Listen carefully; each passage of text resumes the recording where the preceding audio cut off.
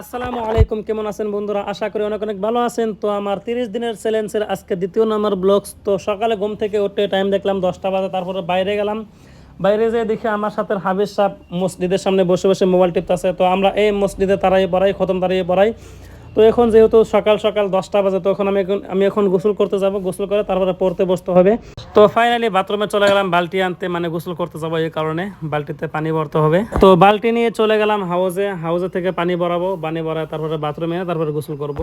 তো বালতির মধ্যে পাইপটা দিয়ে দিলাম, তারপরে সুইচটা অন করে দিলাম। তো লগে লগে বালতিটা ফুল হয়ে গেলে তারপরে বালতি নিয়ে চলে গেলাম আবারও বাথরুমে। তো আবারও রুম থেকে কাপড়টা নিয়ে আসলাম।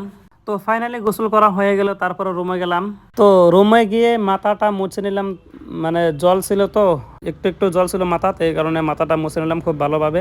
তো আমার জীবনে এই ব্লগ ভিডিওটা আমি ফার্স্ট বানাইলাম, কেমন লাগলো অবশ্যই কমেন্ট করে জানাবেন সবাই। তো ফাইনালি আমি এখন মসজিদে চলে গেলাম, এখন আমি একটু কোরআন তেলাওয়াত করব, তোমরা সবাই শুনো। ইয়া ইবাদিয়াল্লাযীনা আমানু ইন্না আরদি ওয়াসিআতুন ফাইয়ায়া ফা'বুদুন কুল্লু নাফসিন যায়িকাতুল মাউত কুল্লু নাফসিন যায়িকাতুল মাউত সুম্মা ইলাইনা তুরজাউন ওয়াল্লাযীনা আমানু ওয়া আমিলুস সালিহাতি লানুবাউওয়ান্নাকুম